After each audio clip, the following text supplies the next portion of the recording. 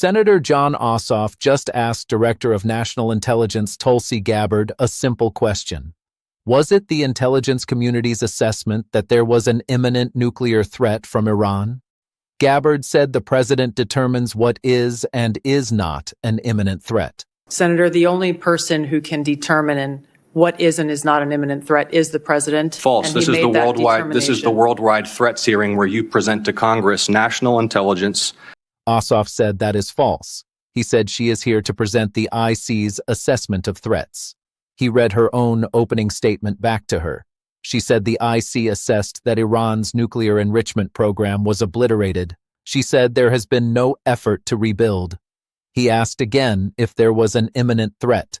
She would not answer. Once again, Senator, the intelligence community has provided the inputs that make up this annual threat assessment. You won't answer the question. It is the nature of the imminent threat that the president has to make that determination based on a collection and volume of information and intelligence that he is provided with. You're here to be timely, objective, and independent of political considerations. Exactly what I'm doing. No, you're evading a question because to provide a candid response to the committee would contradict a statement from the White House. He said she is evading a question because to provide a candid response would contradict a statement from the White House. Then he turned to her presence at the FBI raid on Fulton County. She said the president requested her presence. She said she oversaw portions of the raid. She said she did not handle ballots. He asked if she looked at votes. Her time expired. She did not answer. Let's watch. Thank you, Mr. Chairman. Thank you all for being here. Before I ask you a few questions, I want to call everyone's attention again to this fundraising email signed by the president that Senator Kelly mentioned earlier, in which the president of the United States invites his campaign donors to, quote, claim your spot, join now to receive private national security briefings to his political donors, featuring a photo of the president at a dignified transfer ceremony with a flag-draped coffin of an American service member killed in action returning to their family. And the American people need to know that the President of the United States is fundraising for his political campaign and his PAC using images of American service members killed in action, and it's a disgrace. Now, Director Gabbard, I'd like to reground this in your core responsibilities.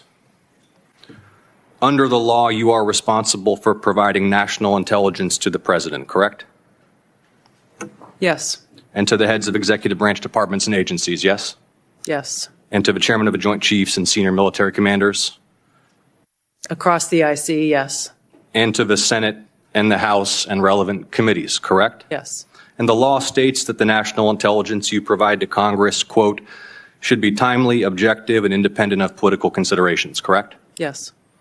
And you noted in your opening statement you're here fulfilling a statutory responsibility and that your testimony, quote, represents the IC's assessment of threats, That's right. Correct? And that opening statement, as submitted to the committee in advance of this hearing, stated that as a result of last summer's airstrikes, quote, Iran's nuclear enrichment program was obliterated, end quote, correct? That's right. And is that in fact the assessment of the intelligence community? Yes. So the assessment of the intelligence community is that Iran's nuclear enrichment program was obliterated by last summer's airstrikes? Yes. And the opening statement you submitted to the committee last night also stated, quote, there has been no effort since then to try to rebuild their enrichment capability, end quote, correct? That's right. And that's the assessment of the intelligence community. Yes. The White House stated on March 1st of this year that this war was launched and was, quote, a military campaign to eliminate the imminent nuclear threat posed by the Iranian regime, end quote. That's a statement from the White House. Quote, the imminent nuclear threat posed by the Iranian regime. Was it the assessment of the intelligence community that there was an imminent nuclear threat posed by the Iranian regime? The intelligence community assessed that Iran maintained the intention to rebuild and to continue to grow their nuclear enrichment capability. Was it the assessment of the intelligence community that there was a, quote, imminent nuclear threat posed by the Iranian regime, yes or no? Senator, the only person who can determine what is and is not an imminent threat is the president. False. This is the worldwide threats hearing where you present to Congress national intelligence, timely, objective, and independent of political considerations. You've stated today that the intelligence community's assessment is that Iran's nuclear enrichment program was obliterated and that, quote, there had been no efforts since then to try to rebuild their enrichment capability. Was it the intelligence community's assessment that nevertheless, despite this obliteration, there was a, quote, imminent nuclear threat posed by the Iranian regime? Yes or no? It is not the intelligence community's responsibility to determine what is and is not an imminent threat. Okay. That is up to the president based on a volume of information that he receives. It is precisely your responsibility to determine what constitutes a threat to the United States. This is the worldwide threats hearing where, as you noted in your opening testimony, quote, you represent the IC's assessment of threats. You are here to represent the IC's assessment of threats. That's a quote from your own opening statement. And so my question is, as you're here to present the IC's assessment of threats, was it the assessment of the intelligence community that, as the White House claimed on March 1st, there was a, quote, imminent nuclear threat posed by the Iranian regime? Yes or no? Once again, Senator, the intelligence community has provided the inputs that make up this annual threat assessment. You won't answer the question. It is the nature of the imminent threat that the president has to make that determination based on a collection and volume of information and intelligence that he is provided with. You're here to be timely, objective, and independent of political considerations. Exactly what I'm doing. No, you're evading a question because to provide a candid response to the committee would contradict a statement from the White House. Let me ask you about your presence in Fulton County on January 28th of this year. You were present at the FBI's raid on the Fulton County Elections Office on January 28th, correct? I was present for part of the FBI exercising a warrant approved by a municipal judge. Yes, and the FBI was there executing that warrant to seize ballots and materials associated with the 2020 election, correct? Yes. And are you aware that members of this committee have already opened inquiries into your election-related activities? Yes. And are you aware that your general counsel and deputy general counsel have already provided testimony to this committee regarding those activities? Yes. On February 2nd, you sent a letter to Senator Warner regarding your presence at the raid. Was that letter accurate? I don't recall the exact date, but if I sent a letter that had my signature, it was accurate. You stated in the letter that your presence at the raid was, quote, requested by the president, correct? Yes. When did the president request your presence at the raid? The day of the raid, the warrant execution commencing. The day of the raid? Yes. He called you on the phone? I'm not going to disclose how the message was delivered, but it was a request from the president and his administration to go and help oversee this warrant being executed along with the deputy director of the FBI. Is it your role to oversee the FBI agents who were conducting Is it your role to oversee the execution of criminal warrants? It is my role, based on statute that Congress has passed, to have oversight over election security, to include counterintelligence. But you said you oversaw the raid, correct? You just testified you oversaw the raid? Portions of it. Okay. Did you handle any ballots or election-related materials? No. You were inside an FBI evidence truck, correct? You were photographed inside an FBI evidence truck. It was an empty truck, yes. The president stated, quote, you looked at votes that wanted to be checked out. The senator's time is expired. Did you look at votes as the president Senator stated? Ossoff, your time is expired. You respond for the record? No, she cannot respond because... No, for the record, will the director please respond for the record to that question is my I'm happy to respond to questions for the record. Thank you, Director Gabbard. Thank you. Senator Jon Ossoff just delivered a masterclass in how to hold a senior intelligence official accountable when she is evading questions to protect the administration. He did not come with a speech. He came with the law. He came with her own opening statement. He came with the facts. And he left no doubt about the answer. The exchange between Ossoff and Gabbard was not just a routine oversight hearing. It was a confrontation about the fundamental question of whether the intelligence community will tell the truth or become a tool of political propaganda. We are now on the mission to pose torture by the Senate. It was about whether the American people can trust the intelligence they are given, or whether it will be manipulated to serve political ends. Ossoff began with the fundraising email. The president invited his political donors to receive private national security briefings. He used a photo of himself at a dignified transfer ceremony with a flag-draped coffin of an American service member killed in action. Ossoff called it a disgrace. He was right. Using the image of a fallen service member to raise political money is beneath the dignity of the office. It is a violation of the trust that the American people place in their leaders. It is a sign of an administration that has no shame. It is a sign of an administration that will use anything, even the sacrifice of American heroes, to advance its own political interests. Ossoff did not let it slide. He called attention to it. He made sure the American people knew what the president was doing. Then Ossoff turned to Gabbard's core responsibilities. He walked through the law. She is responsible for providing national intelligence to the president, to executive branch agencies, to military commanders, and to Congress. The law requires that the intelligence she provides should be timely, objective, and independent of political considerations. She agreed. She said her opening statement represented the IC's assessment of threats. She said Iran's nuclear enrichment program was obliterated. She said there has been no effort to rebuild.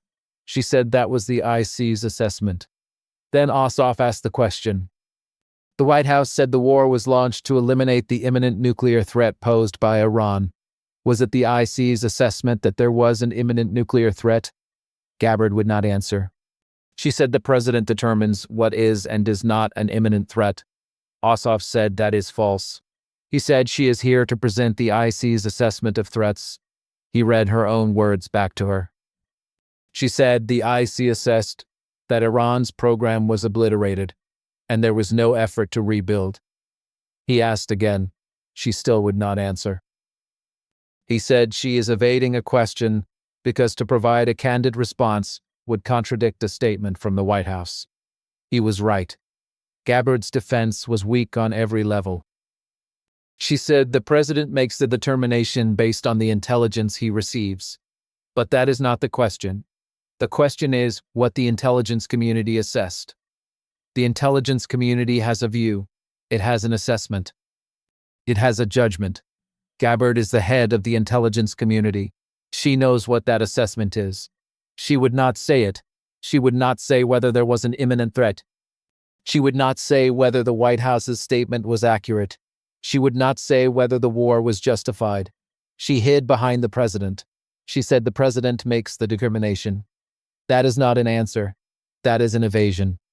It is the kind of answer that a political operative gives, not a professional intelligence official. It is the kind of answer that protects the administration at the expense of the truth. Ossoff called it out. He said she is evading a question because to provide a candid response would contradict a statement from the White House. He was right. The intelligence community's assessment is clear. Iran's program was obliterated. There is no effort to rebuild. There is no imminent threat. But the White House claimed there was. Gabbard could not admit that. She could not say that the White House was wrong. She could not say that the war was not justified. She evaded. She dodged. She hid.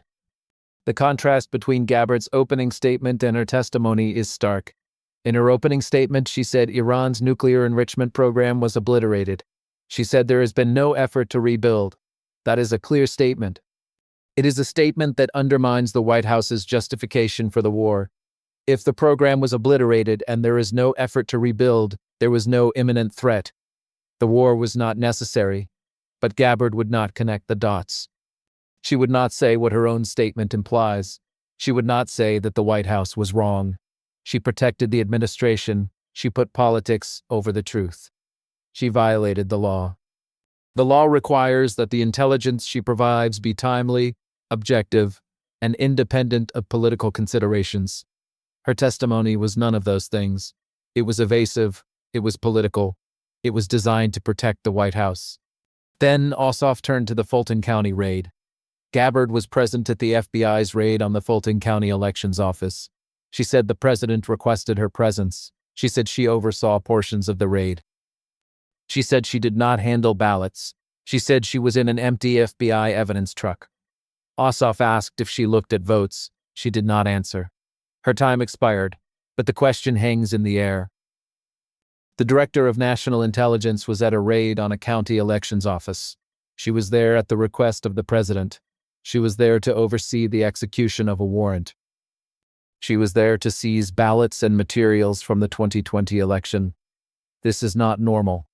This is not oversight. This is a dangerous precedent. The intelligence community should not be involved in elections. The director of national intelligence should not be at a raid on a county elections office. The presidents of the Democrats should not be attracting the 500 people and more than a traitor by the task of the convention to attend people long. In essence, the president said he should not be able to convince the demand, and the public resolved to support the plans for the convention they made. He made it clear that this is a threat to democracy. The timing of the raid is also significant. It happened on January 28th. It was after the 2020 election. It was after the certification of the election. It was after the transfer of power. The election was over. The results were certified. The ballots were already counted. But the FBI was still seizing ballots. The director of national intelligence was still overseeing the raid. The president was still involved. That is not normal. That is a sign of an administration that will not accept the results of an election.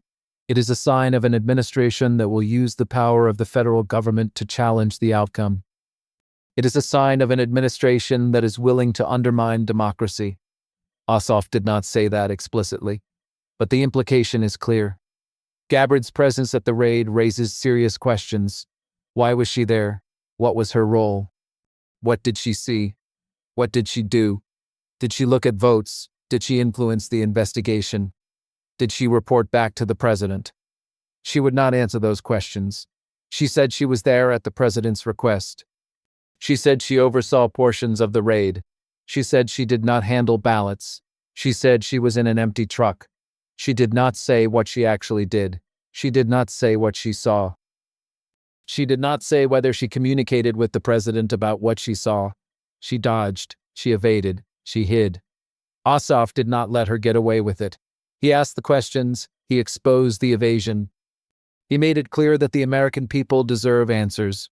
The larger issue here is not just about Iran or Fulton County. It is about whether the intelligence community will tell the truth. It is about whether the intelligence community will be independent of political considerations. It is about whether the intelligence community will serve the American people or the president. Ossoff argued that it should serve the American people. He argued that the intelligence should be timely, objective, and independent of political considerations. He argued that the intelligence community should not be a tool of political propaganda. He was right. Gabbard is not doing that. She is evading questions.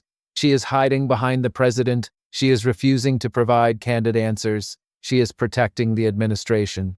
She is not serving the American people. Ossoff called her out. He did his job.